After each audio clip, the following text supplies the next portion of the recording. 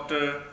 Kirit Parikh, former member planning commission with us, and he very kindly agreed to chair the panel session today of this UCG 2017 workshop. For your information, sir, we have two workshops. One is on underground coal gasification and another simultaneously in Hall 4 on emerging mining technologies. Dr. Blinderman and P.K. Jain or Shri P.K. Jain of Institute of Reservoir Studies ONGC are already introduced. So, though Dr. Kirit Parikh needs no introduction, but just for the sake of formality, I read his brief biodata. Dr. Kirit Parikh has a Doctor of Science in Civil Engineering and Master's degree in Economics from Massachusetts Institute of Technology, USA, popularly known as MIT, everybody knows. And Dr. Parikh is a former member of the Planning Commission of the Government of India and is currently the chairman of the Integrated Research and Action for Development IRADe, New Delhi. He also was the founder director of Indira Gandhi Institute of Development Research, Mumbai. He was the chairman of the Integrated Energy Policy Committee, Planning Commission. He was a member of the Economic Advisory Council of the Prime Minister of India, Atal Bihari Vajpayee, P.V. Narasimha Rao, Chandrasekhar, V.P. Singh and Rajiv Gandhi. In the past, he had also been a member of the National Committee of Environmental Planning and Coordination, the National Committee on Science and Technology, and the Fuel Policy Committee. He was honored with the Padma Bhushan, which is the third highest civilian honor conferred by the President of India. He is a fellow of National Academy of Sciences, India. He was honored as the most distinguished and illustrious alumni of the decade from India by Massachusetts Institute of Technology, USA in September 2007. He was conferred the Distinguished Alumnus Award by Indian Institute of Technology, Kharagpur in September 2007. He was felicitated as one of the engineering personalities by the Indian Engineering Congress in December 2006. Dr. Parikh had been the editor of India Development Report, which provides a non-governmental assessment of India's development and policy options. The CV or biodata of Dr. Parikh is pretty long. If we let you know all his contributions, you may take the whole session. So with this brief introduction, now I request Dr. Parikh to kindly chair this session. Dr. Parikh, please. Thank you, Dr. Singh, for this very kind introduction. Friends, I think this underground coal gasification, its importance is perhaps known to all of us. But let me just point out a couple of things. Everybody thinks that India has lots of coal. But if you look at what is the extractable coal reserves of the country, and if coal consumption keeps growing at 5% per year, as for the last 25 years it has been more or less growing, then even these extractable coal reserves will run out in 30, 40, 50 years at the most. So from a long-term point of view, we really need to worry about augmenting our coal reserves. At the same time, the concerns for climate change also requires that use of coal should be done in a manner that really reduces the carbon emissions. Now here I think underground coal gasification can play a very important role. It can, with that we can access our deeper reserves, which would really enlarge the available coal in the country. And it will also make it possible to perhaps carbon capture so that it becomes easier to capture carbon and maybe even store or convert it into some kind of things. So from an environmental point of view, from an economic point of view, being able to do underground coal gasification would be very useful for the country. At the same time, I think what one has to ask is a number of questions which one needs to address. One is, we have been talking about underground coal gasifications, I think, for nearly 30 years at least, where ONGC and Coal India, or they've been having some turf problem or so on. There was some Russian collaboration was happening on this. But somehow, as of today, we do not have the technology, which is, you can say, which is working in that sense. So the question that one would like to address first is, how feasible is the technology for underground coal gasification today? The second question would be, but it's not just feasibility, what is the economic viability of coal gasification? Now, the latest bidding that took place in Madhya Pradesh for solar power plant has come with a tariff of 3 rupees over a 25-year period, which is really very, very small. Of course, solar works for only 2,000 hours a year and not 6,000 or 7,000 hours that a coal-based plant can work. So to replace a 1 megawatt of coal-based plant, we need to have 4 megawatts of solar. So that even though the price looks low, the investment cost required would be maybe 6 times or 7 times as much as in a coal-based plant. So the importance of coal would survive for quite some time. And therefore, I think we need to also think in terms of cleaner coal technologies as well as economically feasible options about this. So I think we need to worry about technical feasibility, we need to worry about economic viability, but at the same time, for any new business, any new kind of an activity you start in the country, you need to worry about the question of ease of doing business, what kind of obstacles there will be there, how much land do we need for drilling, how much land do you need for overland right to have pipeline to transfer the gas that we have taken out, and that right to move gas. And I think we also need to think in terms of what is the role of coal gas that we get out of it in the total gas economy of the country. Now, what is our vision for a gas economy? There is no government specified vision, but let me advance a vision that we should have perhaps for our gas economy.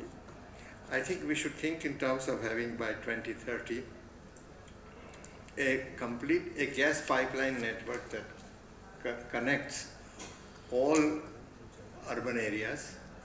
And there are 2-3 reasons why we would, at least 2 reasons that I can see which would be very useful to have a gas pipeline connecting all urban areas. One is it would make it possible to have PNG supply to households, and so that we can have clean fuel going out instead of LPG, which can then be diverted to peri-urban areas or rural areas.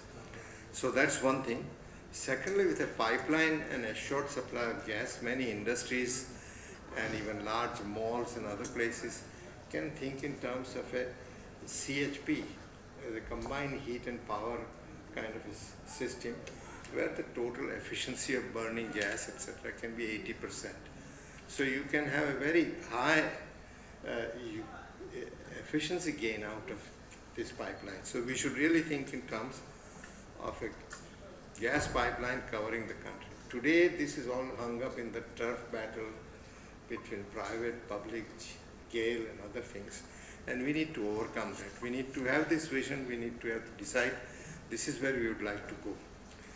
We also, I think, has to think about, that if such a gas pipeline is there, then we can even pipe the CNG, underground coal gas that we have obtained into appropriate uses and where it will be most valuable in some sense too. So I think we need to address these issues, and I'm glad that we have panelists who have experience in the technology and experience in various aspects of this issue. So I think this is just the beginning thing. Let us discuss the first issue. How feasible technically this underground coal gasification is, and at what depth would it work, at how much depth, what is the net energy gain we can have with this technology, and what are the kind of main technical obstacles in this. Let's discuss this first set of questions from the panelists. May I request Mr. Blinderman Yep. To begin this, since he is the most experienced in this area among us.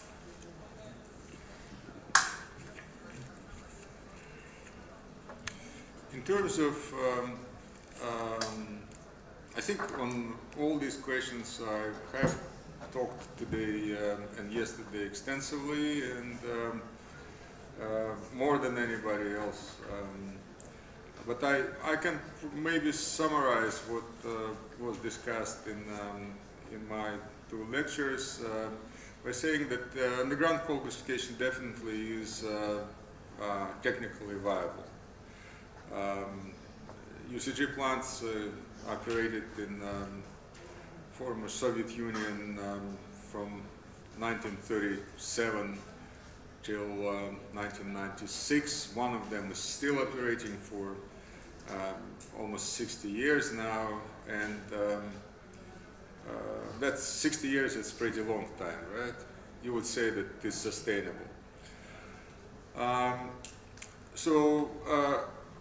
But there is also a question of efficiency and technologies that used to satisfy us. Now, with new standards of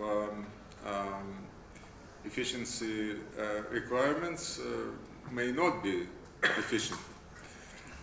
In our experience and in our research,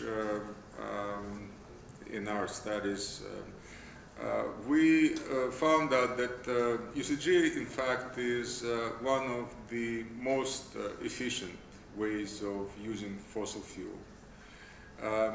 In terms of net efficiency of the overall process of the cycle, if you are talking about power generation, for example, you can have achieve as much as 43% of the conversion of coal in situ, in place, of coal resource essentially, to electricity and transmission line. So we're talking about 43%. This compares with the estimated overall cycle efficiency of mining plus coal-fired power plant that would be unfortunately in the range of about 10%. How you arrive at these figures is quite simple and easy for everyone to understand. The extraction efficiency of coal mining is 50% at best. So you take the resource that is not renewable. This is the resource that belongs to our grandchildren and the future generations. You take 50%, you render the rest of this coal unusable for eternity.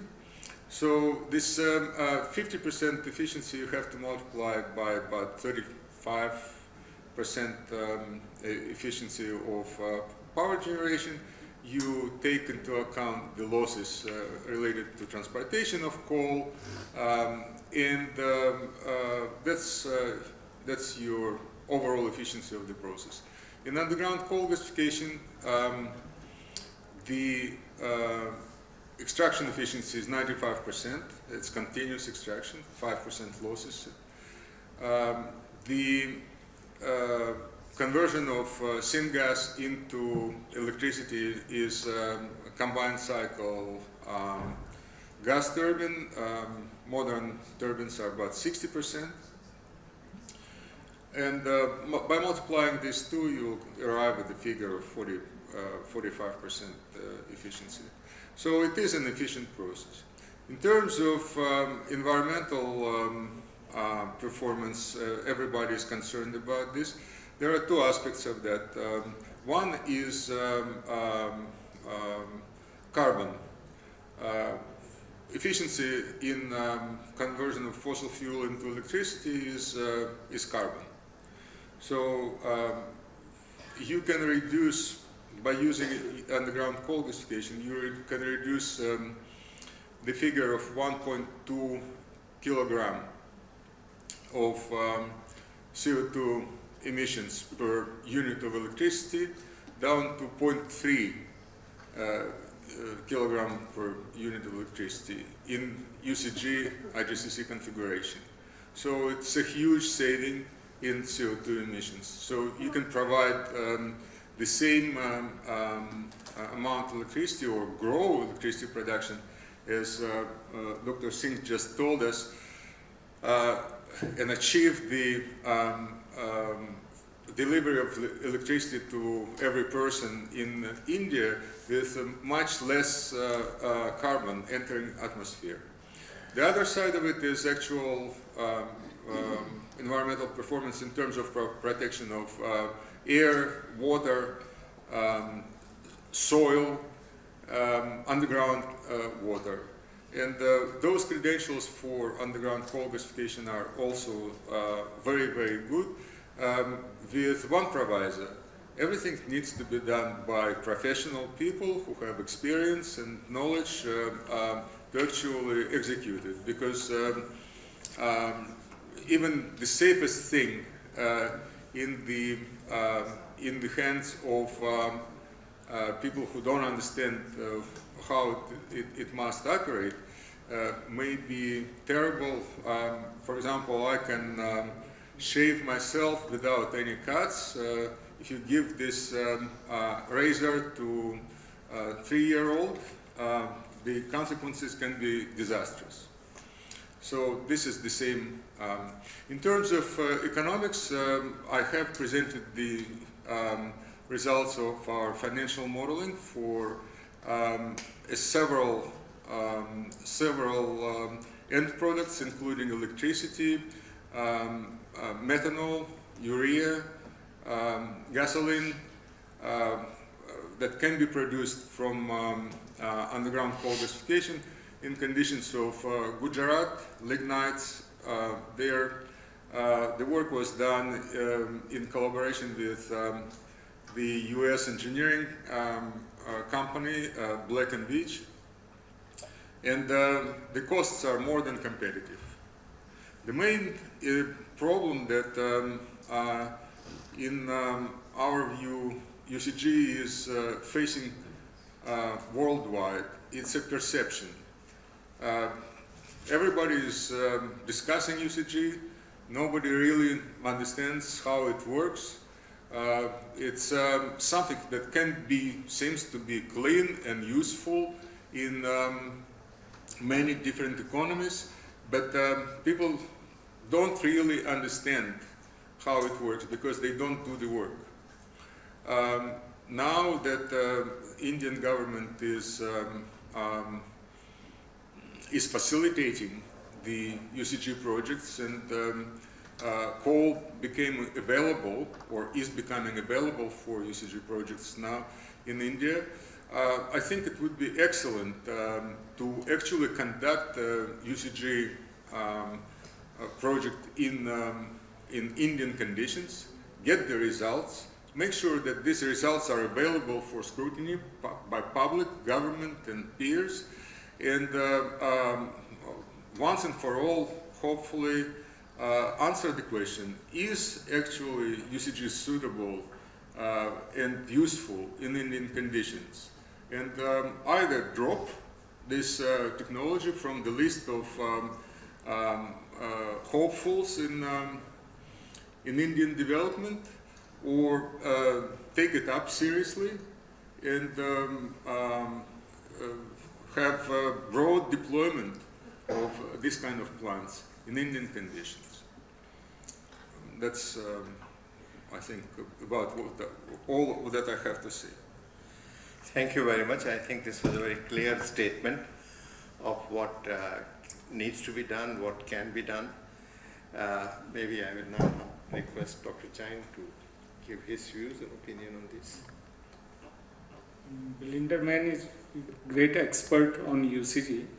I have nothing to add, but 2-3 issues I will highlight.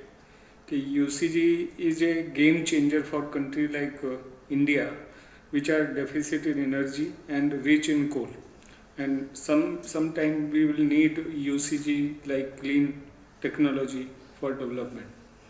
And one thing we have observed, most of the trials which have been carried out worldwide, their reports are not clearly available. They are not properly documented. So their impact on environmental or accidental hazards are also not available. So some sort of pooled efforts will be needed. So in that way, like in solar system, where our PM has asked these sun-rich countries to form some sort of association. On the same lines, we can form association which are coal-rich and deficit in energy. So in those lines, we can form some association. And similarly, these PSUs can be asked for some integrated research so that we come to some conclusion. And this Niti Aayog is about to come on this, is about to bring in integrated energy policy. There it should figure, UCG should figure, so that the investor has confidence in the policy, and some specific regulation need to be developed. And some regulation are also required in this, because UCG is neither a coal or nor it can be treated as hydrocarbon. So some special regulation need to be developed. And another thing, the investor need to be assured on quantity and quality of syngas which is likely to be produced in safe manner, and what price they are going to get. So on these lines they are to be assured, then only they will come forward to participate. And so they may be, this PSUs may be asked to conduct as many as pilots as possible, so that we can have our own regulation with reference to our own country. So that is what I have to say on this UCGs. I may add that the Integrated Energy Policy report that we prepared in 2005 really underlined underground coal gasification as a very important technology that India should develop. Unfortunately, our reliance on public sector units, as you are saying, has not made much of a progress. So should we only restrict it to public sector, or should we invite some private sector fellows also to participate in it? The confidence, I think, among private players will develop only on the basis of result of the public sector or worldwide results. But since worldwide results are not properly documented, then there is no other option than to have some association among PSUs and ask them to go for pilots. I don't know, I would like to know how long has been ONGC on paper working on the UGC? No, first we have gone to the ground also in 1986, where we targeted very deep seam. But those times the directional drilling was not popular. So some technical difficulties were faced. But now we are expert in directional drilling, so we can target those deep coals also. Has the UGC any time-bound phase program that you say, okay, by such and such a date we will have our first? Sir, we are ready. We were ready in 2009. Since 2009, we are ready for implementation. But because of some statutory clearances or guideline or the award of block from Ministry of Coal, we are still held up. You So- you haven't got a No. coal block award. Coal block was awarded to GIPCL, in 100% PI to them, and we requested them to have joint ownership. It was not granted to us. So now GIPCL has withdrawn from that project. The reason is not known. They say that we are very small company and we do not have sufficient experience, resources. But the MOU was existing since 2005. Now, because there is some management change in GIPCL, some IS has been deputed as managing director. So there is some change in their perception. Put this, which direction is the change? Is it for this or Is it again?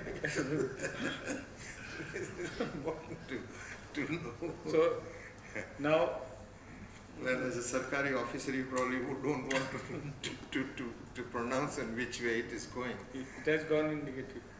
I see. Okay. Well,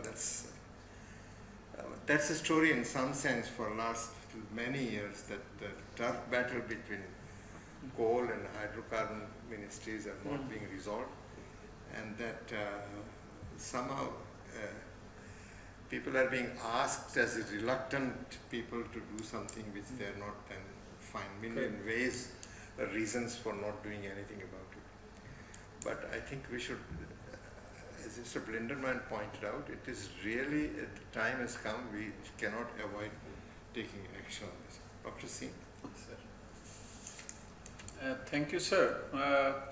I will start with the very informative and excellent document prepared under your leadership, sir, the Integrated Energy Policy of India, wherein the various energy resources have been discussed, and it has been elaborated that coal will remain the mainstay because it is the energy security for our country, number one. If we go into the details of coal stock, sir, as reported in the inventory of coal prepared by the Geological Survey of India, up to the depth of 1,200 meters, we have about 310 billion tons of coal as on 1st of April 2016. But CMPDI, they have prepared a document, and they say not more than 100 billion tons of coal is mineable by conventional method of mining. So the question remains, what to do with remaining 210 billion tons of coal? There is another document, I have read a paper by Shri wherein it has been written that only 63 billion tons of coal is mineable by conventional method of mining. The point I am trying to make is, yes, of course we have enough coal resources, but whether we can exploit these coals, and answer lies with the cutting edge technologies like UCG, CBM, etc. We can harness good amount of energy, but yes, of course, UCG cannot be adopted everywhere. But through our research, through initial theoretical analysis, we have found out that yes, 100 billion tons of coal can be exploited by conventional method of mining. But there is about 70 billion tons of coal resources which can be dealt with using underground coal gasification technology, and therefore there should be a specific guideline.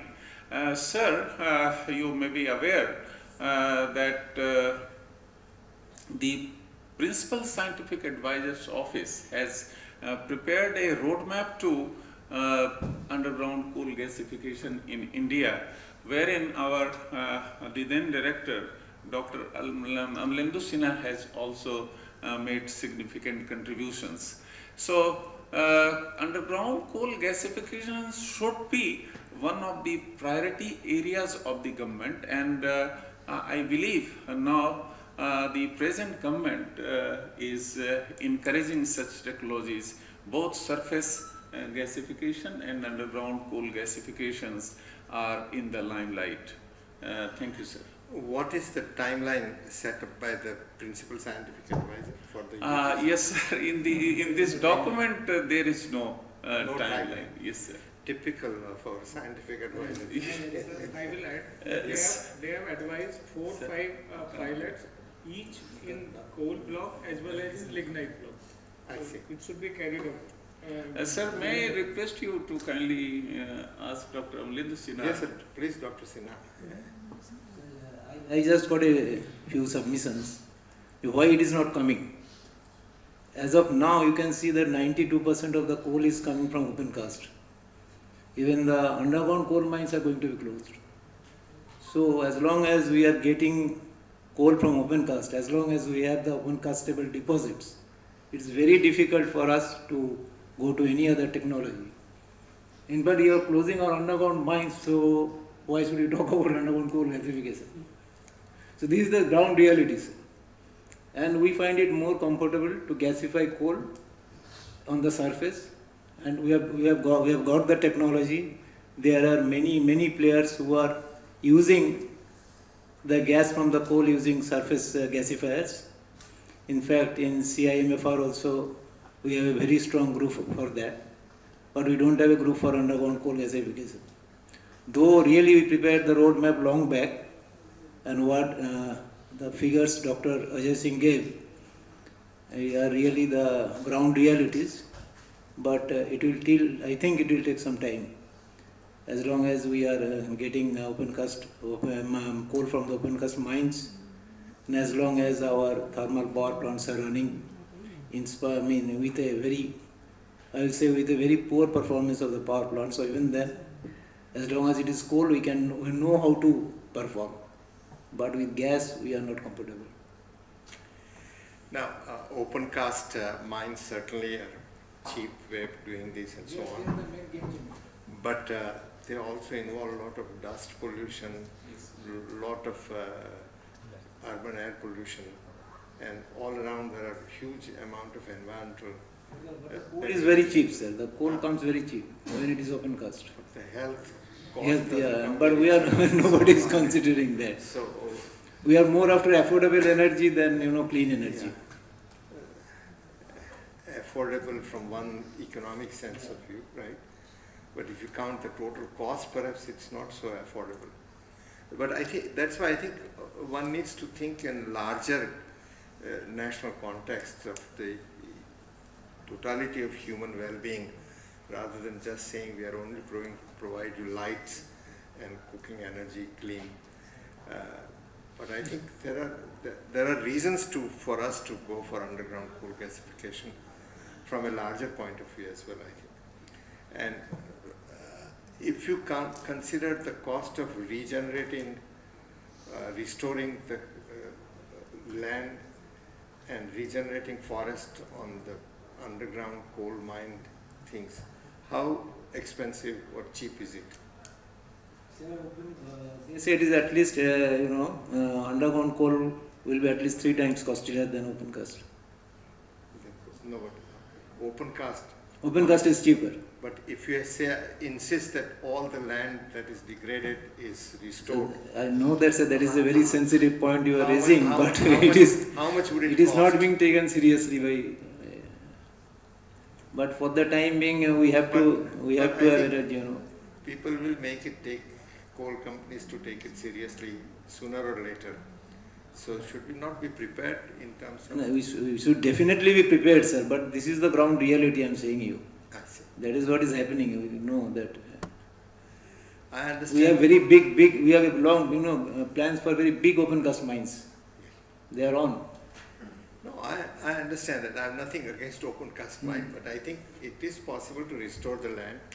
It is possible to minimize the environmental consequences of open cast mining, and we should really insist that this is taken care of. And if it really raises the price of electricity, so be it. Let people who can afford it certainly pay it. Today we are paying a high price for electricity not because of we are taking care of the environment, but the inefficiencies of the electricity companies. So I think we really need to think in terms of a larger social interest in many ways. Now I understand that Reliance is going to start producing coal-bed methane in another couple of weeks' time, and they expect that they'll be producing something like 3 million cubic meters per day. Sir, as far as coal-bed methane is in 2 concerned, years' time. I will request to give few minutes to Mr. Hajra. He will throw some light on the CBM activities in different fields. With your permission, sir. No, you're most welcome. We really need to understand all the aspects of it. Sir, first of all, in CBM perspective in India, actually it has reduced 10 times. That means initial projection by DGH or A was 38 to 50 mm SCMD. Now, actually it is not more than 5 mm SCMD. India is producing now total 1 mm SCMD, that too by 3 major main companies. One is SR, another is GECL, another some Reliance, and ONGC only few 100 cubic meter per day. So under these circumstances, the hope that has been generated in the initial days, euphoria, that will not be fulfilled definitely by the characteristics of coal and the less gas that is there in the coal. So under these circumstances, we can only estimate that 5 million standard cubic meter may be the highest production of Indian Cool. CBM. I see. And what Sir Sinha, Dr. Sinha was telling, I can only ask you one question, means anybody, underground coal mining, your technology is established, other countries are doing it, but India, we will go only for surface. Why not underground gasification? The efforts that we are thinking of giving for underground gasification, why we are not going for underground coal mining? That is less polluting, so far as dust and other things are concerned. So unless and until, sir, running after production, that means ONGC, Coal India, they are always busy in fulfilling the daily production requirement, which is so where is your the basic technology, advanced technology? You see coal mining, the technology that we are using today, where it is? Why there is no underground mining? Underground mining there can be gas, that gas you can recover. See, underground mining would reduce your emissions, certainly. Yes.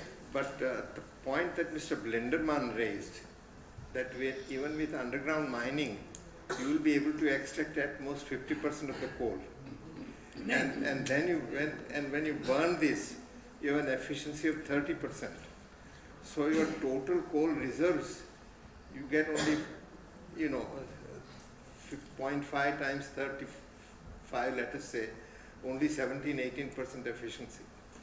Whereas he is promising us almost 40% efficiency with underground coal gasification from in situ coal to kilowatt hour development.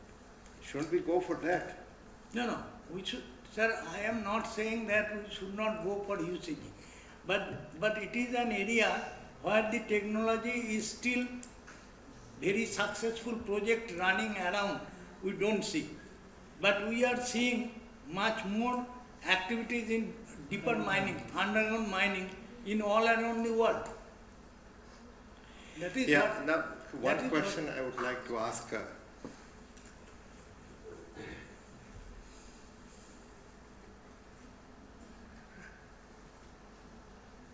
Okay. Just fine. I was told that by 4:50 we have to wind this up. And just one question I want to ask is that Dr. Sinha, he said underground coal cost will be 3 times as much as minimum. In India, or it is internationally, we are competing against Indian, when I get coal from Indonesia or China, are these underground or open cast? China is mostly underground. But Indonesia we have open cast. But Indonesian deposit is very less, and there is a lot of change in their grade and rank. What about Australian coal mine? Australia also they have underground mines. And the cost of the Australian coal delivered in Sir, India is sir, not let us take it like this. Not 3 times as No, high sir. as the cost of No, sir, I am saying you this. open cast. We coal. have a huge deposit which is open castable. Still we have.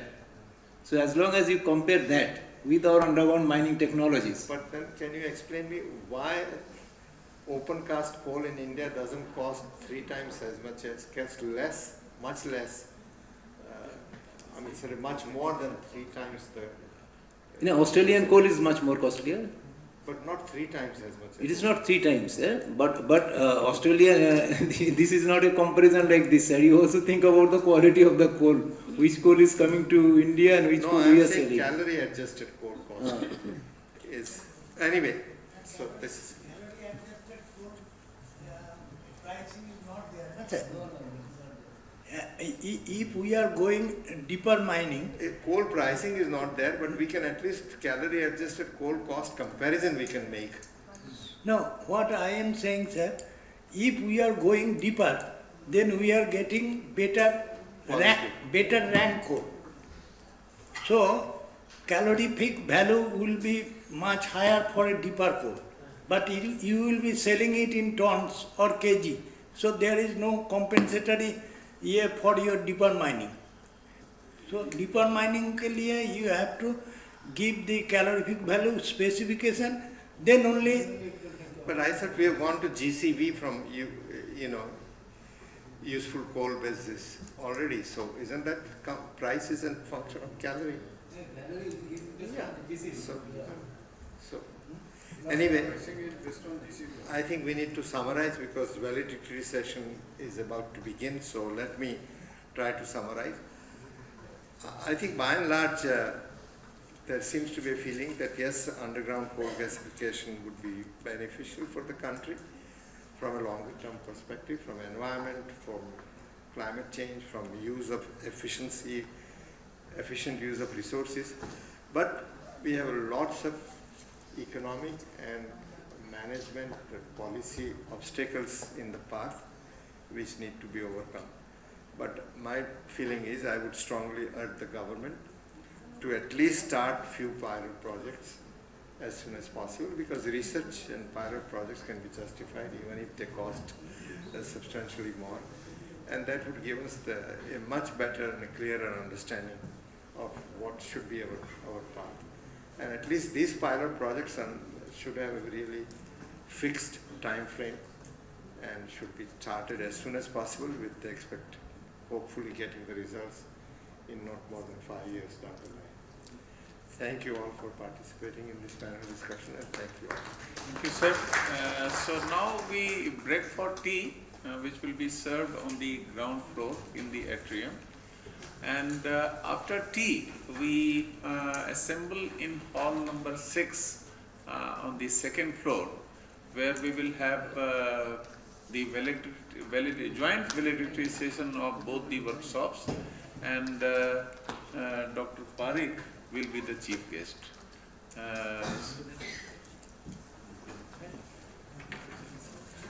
So before we break for tea, I request our former director, Dr. Sinha, to kindly honor Dr. Parikh by presenting a small memento.